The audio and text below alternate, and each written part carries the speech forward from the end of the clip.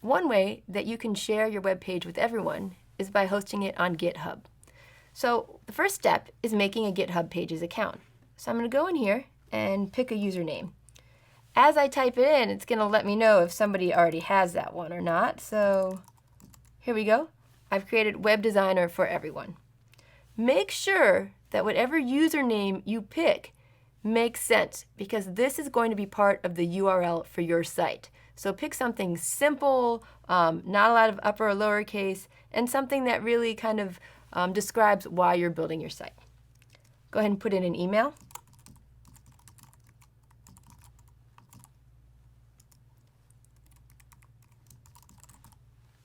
And a password.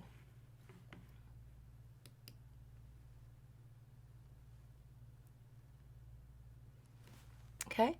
Once you've logged in, what you want to do is you want to create your account. So when you click on Create an Account, what's going to happen is that they're going to send you, well, first you have to decide what kind of plan you want. We're going to go with the free plan. We don't need anything special, and you don't really need to probably get updates from GitHub News or anything like that. We're just going to hit Continue. All right. Again, no need to share any type of special information about yourself. I'm just going to go ahead and click on, well, skip this step, I guess, because I didn't add anything. And now we can go ahead and get started. The first thing we need to do is we need to create something called a repository. And a repository is a place where you put your code on the web. Think of it like making a folder on your desktop. Maybe you've made a folder called HTML where you've been putting all your files.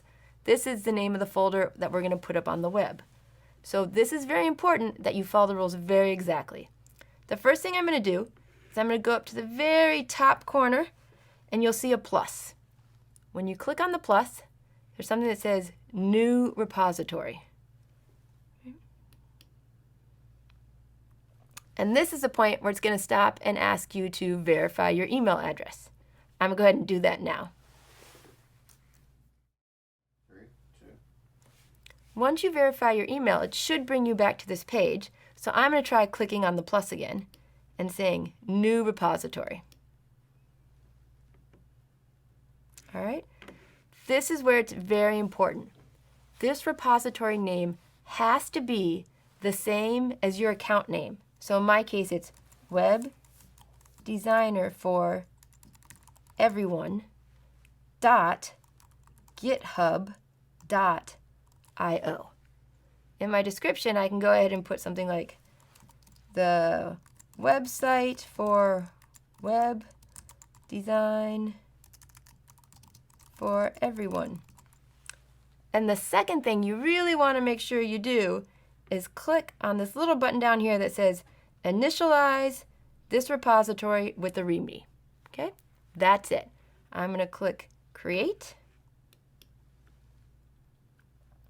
And it takes sometimes a few seconds just to make me kind of see, everyone can see that README that I clicked on, that I created, it automatically generated a site called Web Designer for Everyone. Oops. .github.io. Oh, I messed up. I need to rename this because it was supposed to be oh, actually, I was wrong. It is Web Designer for Everyone. I typed my account name wrong. We're all good. As long as this part right here, it has to match the name of your account up here. All right. So now it's time to check to see if I have made a live website for everyone to see. So I'm going to copy this link right here. webdesignerforeveryone.github.io. I'm going to copy it. And I am going to see what happens if we go here.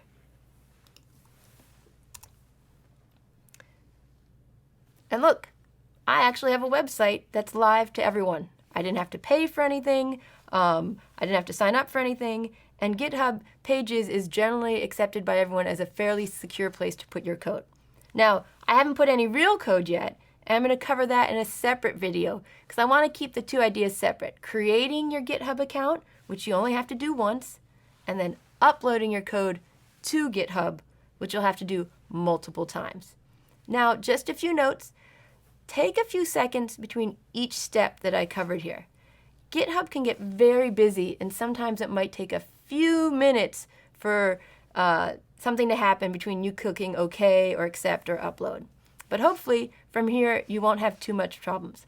In the readings, I'll include links to other places you can look for help in creating your GitHub Pages account.